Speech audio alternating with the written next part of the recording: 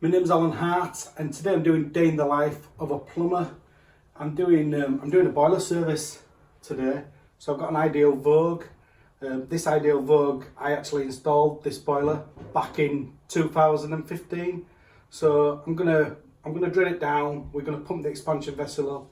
I'm gonna do a full service on this. Before that, I'll show you the install, and you can have a look at it and see what you think. Let's have a look. So as I say, we installed this back in August 2015, and if we have a look, we used press fit on this. The good thing about press fit is everything stays clean, all inside pipes is clean. We've got a standoff kit on this boiler, and this is a Vogue 26, which is perfect for flow rates in this house. And then we've got this Vogue boiler. All pipe work goes up back, up there, nice and neat, and they're all lagged. That pipe there is the gas pipe. Again, we've used press fit, and with press fit you can use it on gas. If you use, you have to use the ones with the yellow O-ring. I'll just go outside. I'll show you flue on this as well. If we have a look at flue, we've got to make sure it's at least 300 millimeters away from a doorway or any opening. We've also got to make sure there's no white on the show. The seal, that seal, I can't reach it because it's too high, but it has like a little groove in it, so you make sure that you put your seal on correctly when you install it. And then we've got as PRV, as blow off pressure relief connection there, which is a nice neat one that comes with Ideal boilers. So yeah, let's go and have a look inside, and we'll have a look inside the boiler. You can see there it says service due, actually tells the customer. The display on these boilers is, well, they're really good. They're very simple to use as well for installer. We've got as ERP label on it, my company details on there. What we'll do now, we'll take case off. To take the case off, we've got two screws underneath, so I'm just going to take power off to it first and then do your checks, but I'll take the case off now. As always, if you're going to work on a gas boiler, you must be gas safe registered. So I'm doing these two screws underneath, and then there's just like a little clip there, and that just lifts out. Same on that side, and then the front cover will lift off. I'll lift that off. Lift that off now. I'm trying to do this with one hand. And there's the boiler inside. What do I like about this boiler? Stainless steel heat exchanger. For me, that's what I try and look for in boilers. It's all brass inside as well. I'm going to drain the heating down, and we're going to pump this expansion vessel up, or at least check the expansion vessel, and then we're going to strip it down as well. So I'll do that now. If we just look on pressure gauge, it's on 1 at the moment. I've put a drain off on bottom here. You can actually drain from the filling loop as well, but it's just easy on this just to drain it from here. I'm just going to take the pressure out of it, really. I'll do that now. See, the water that's coming out is clean. A little bit of chemicals there, you can just see, but it's absolutely spotless. This would a fully new central heating system, and all the system is on press fit, so there's no fluxes and no solder that's been added into the system. You can see that pressure gauge is going down. When the pressure gauge goes down on the Ideal Vogue, it shows on there low water pressure, just so you can see that. So now we're gonna take this off here, this cap off front of it, and we're gonna pump this expansion vessel up. I've taken the main pressure out of the system now. I did that with the drain off, but I don't want to drain all the system upstairs. So I've closed that off now, and now I've closed the isolation valves on the boiler, and I've just I'm just putting the filling loop now just into a bucket, and then as I pump this up here, we might find that some water starts dripping out of the boiler. So I'll do that now. I use a foot pump. You can get electrical ones. I did have a battery operated one before. Jet. I wasn't very happy with that. I've just got like an extension piece in there, and then another little extension.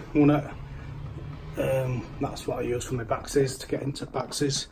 And then if we have a look on here, I'm just going to pump the expansion vessel off, and as I'm pumping it up, we can see water starting to come out. The reason you do this with no pressure in, so if this were all connected, then you might not be pumping the expansion vessel up very well. So this is how you need to do it, so that you know that you're actually putting air into the expansion vessel there. So I'm going to pump this up a bit more now.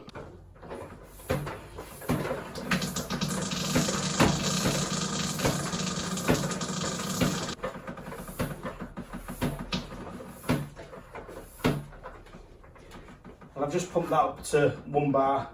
I'll just show you now. Have a look on that gauge now, it's pumped up just a little bit lower than 1 bar. I'll pump it a few more times. I'll just get it so it's just slightly over 1 bar. I've pumped that up to 1 bar now. I'm just going to test. Just going to test that. Make sure it's not leaking, because we don't want to be pumping it up and then we know that that's leaking from Schrader valve. So we know that's not leaking. So that's all okay. Back on there.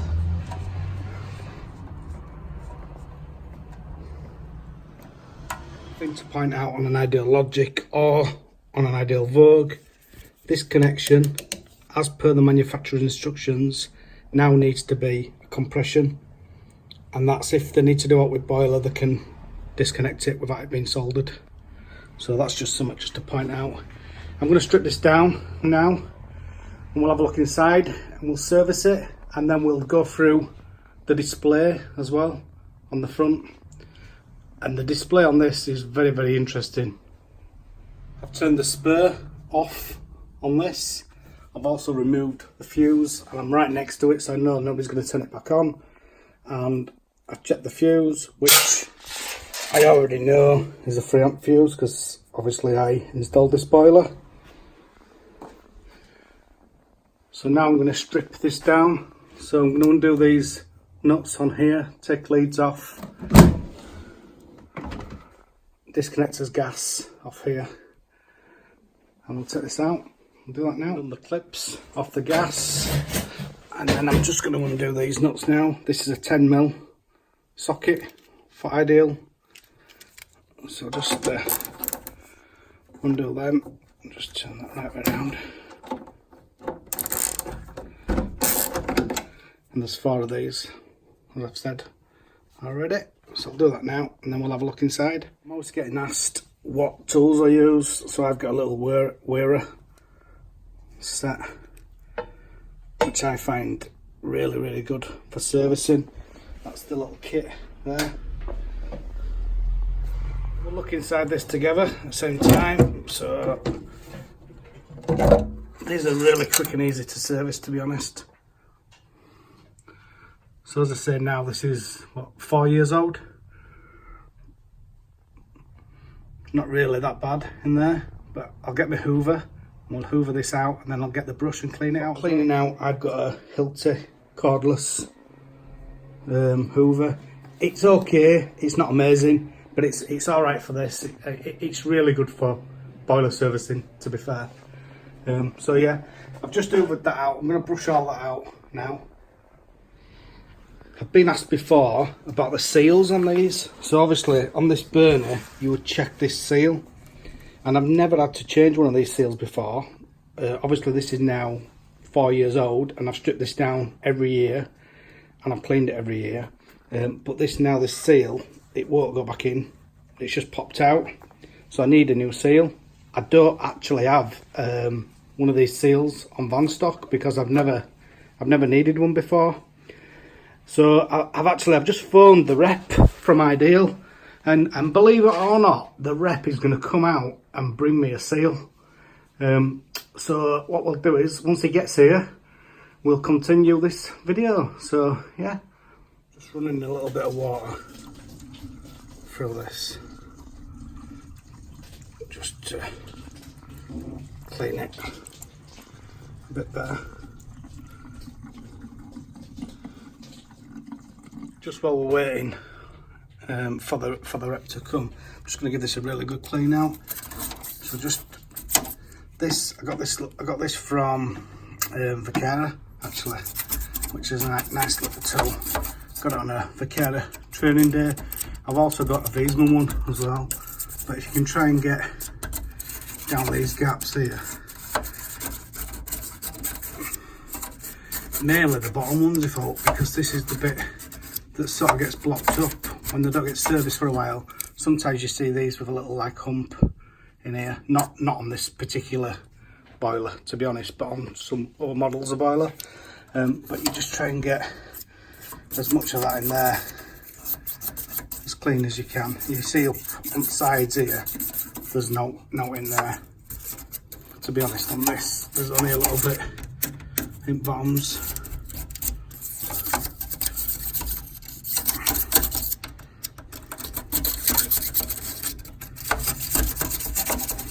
All clean, is that really? If you're gonna wash the heat exchanger at all, then what I do is I put all dust sheets in, so you don't want to get water on a board on any boiler. And then I've got these little mats here, so you can direct. So you can see there that there was a little splash of water from there, but I've given that a really good clean out and wash out in there. And there now, it's absolutely spotless in there. Really clean. Some people use a tool like and they do it with a drill and like polish these up a bit, but I mean, that's spotless. I'm not going to start trying to get the discolouring off. There's no physical muck on there, and it's spotless through, and I've washed it through with water, so I know that the hose on here is not blocked. And I just need to, I'm going to take that trap out as well and just clean that trap out. I'm just going to clean this out in a bucket. It's a little bit discoloured, so I've just got a little bit of, I've got a bit of one shot. I'm just going to put a little bit, tiny bit of one shot in there, just to clean it out a bit. You need to be really careful with this stuff. This is acid, so you don't want to get this splashed in your face or on your hands or out like that. So if you're going to use out like this, make sure you use gloves. Stay well away from it.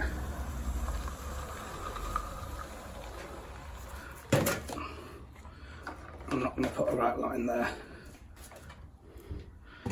But I just want to try and clean trap up a little bit. Just see it in bottom in there. You wouldn't normally go to all this really, but I just want to, I'm waiting for rep to come, so I might as well do this, clean it all up. Cleaned all that now. I'm just going to check that.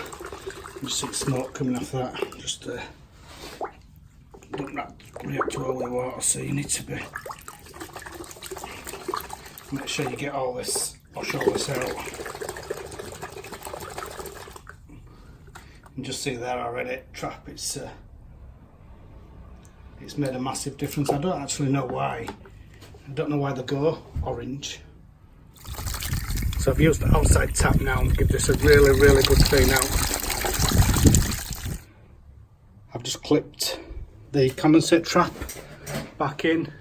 It just clips in and then just twists into them lugs below there. If you can just see them little lugs, it clips in through there and then you just twist it into lugs there.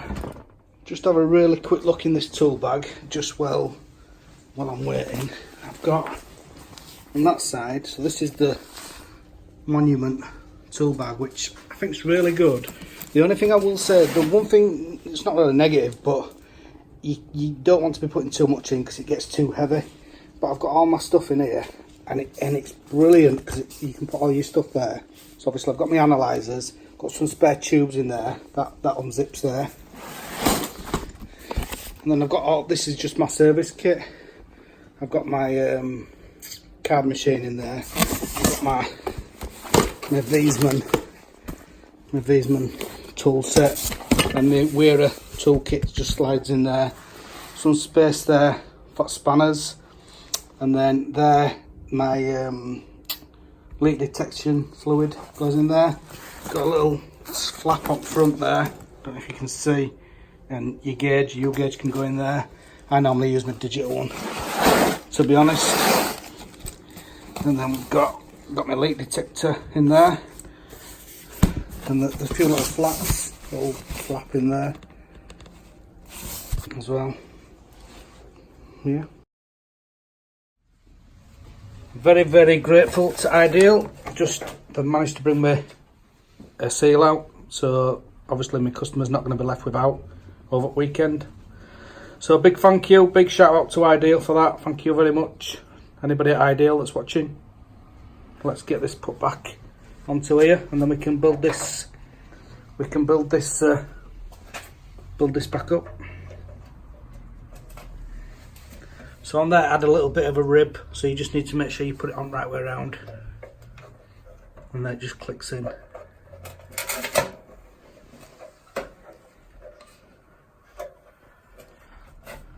So we're just going to put burner back in now.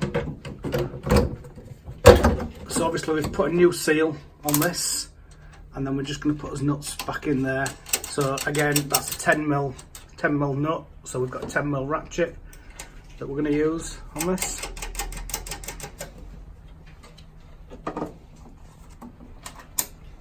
Gas pipe back in now, so just check your O-rings, make sure there's no splits or tears in them. And one thing to point out in here, well, you've got an O-ring there as well, look, and then obviously this one goes in here, but these go on top of gas valve here. Just make sure that the injector there is back in, and if you ever change this gas valve as well, which you're probably never going to need to because it'll be under warranty as long as it's been serviced, but just make sure that injector is back in place, and then your O-ring goes on there, and then we'll clip this pipe in now. And then that one's got an O-ring on there that's clipping into there now as well. And then we'll just put the clips back on. And these clips are a different size for top and bottom, so just make sure you get them right way around. And that says gas back connected, so we can turn his gas back on now underneath, because I just turned that off while we're waiting. Just going to put all leads back on now.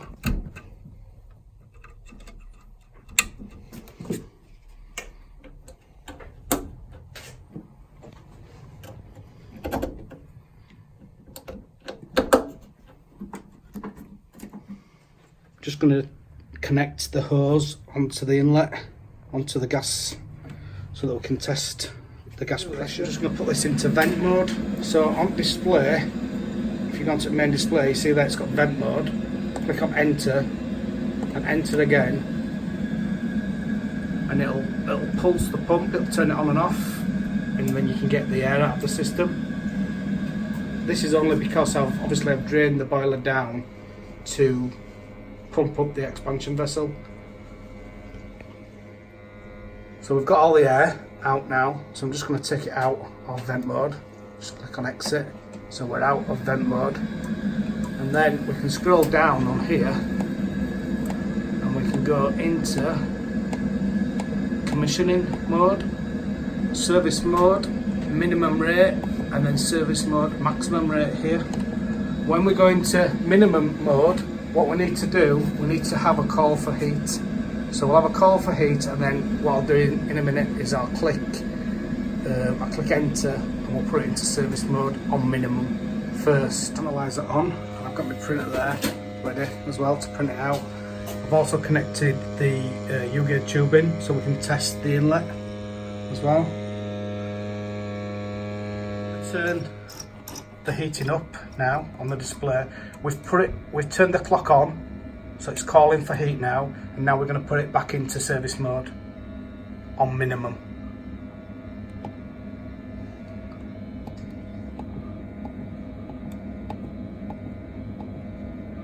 And then we just click enter, and then that's on minimum. And then we wait to get us correct fan reading on here. And then once we've got that, we can check on here what his readings are. And then we'll print that out shortly.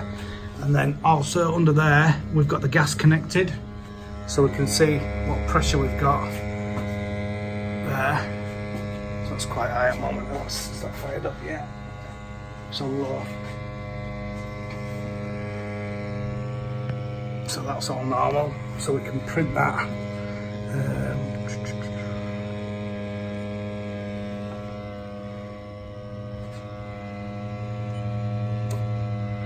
So we'll just print that out now.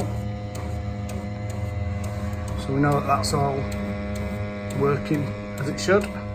And then what we'll do now, we'll put it into high on service mode. We'll just let that print out first. So to put it into high, we'll just click on exit and then just scroll down there. So we've got service mode maximum. Click on enter. And again, now we're waiting for the fan speed to go up on there. So we want that to go to maximum.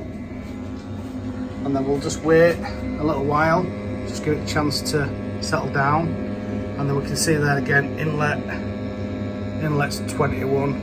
There's no pressure loss on this system because the meter's close by and the gas is sized correctly.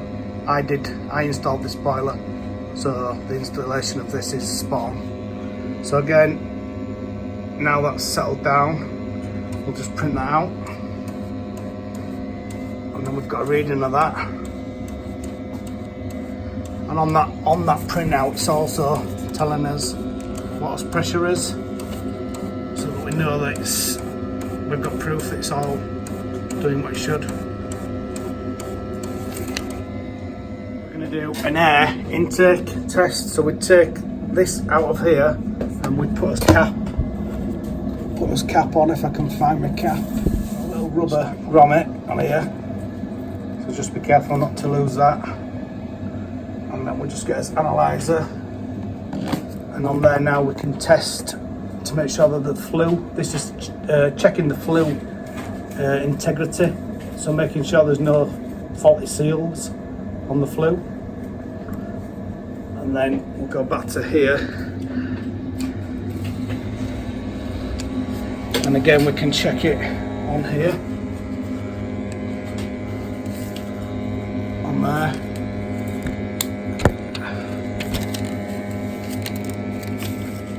20.9, so we know that that's okay. And again, we can print this out if we want, so we can prove that everything's perfect on it.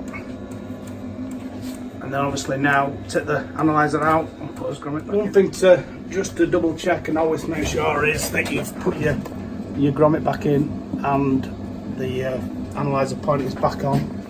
That's really, really important. And then we can just check it out of service mode. So we click on exit on here, and then we're out of service mode. And then what I'll do now is I'll go through this display with you, and I'll just show you how you reset. You can reset the service intervals on it and stuff like that. We'll go through that now. Just before we do all else, I'm just going to tighten gas back up, and then what we'll do, we will spray the test nipple on it to make sure that we don't leave no gas leaks. So we know that's all okay. Right, so I'm just going to go through display now, so click on enter. And as we said to start with, we had vent. We've got the preheat, so we can switch the preheat on and off.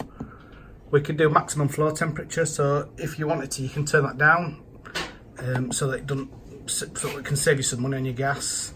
That's if you've got an outdoor sensor. You've got your slope, fault history, fault help and fault history, so you can click into them if you wanted to. State of inputs, we'll click into that, and that tells us, so we've got his water pressure 1.2 bar, heating is off at the minute, water tells you your litres a minute, hot water temperature, come out of that, state of outputs. So obviously it's all turned off now. And then if we go down again, we've got wrong way, click that. Service mode minimum, service mode maximum, efficiency levels. So that you can click into that and it gives you some information in there, how efficient it's running. I don't really know how that works, if I'm honest, too much, but frost protection, reset service time. So once you've done your service, you need to reset it. So reset, click on enter on there, and then it's back to reset time is 365 days. Come out of there. And then there's some other details here, installer details, so you can put your installer details in there. Pump modulation, you can adjust that as well, so you can have it on maximum or minimum. So the display on the front of the Vogue is absolutely brilliant for an installer when you're doing a service.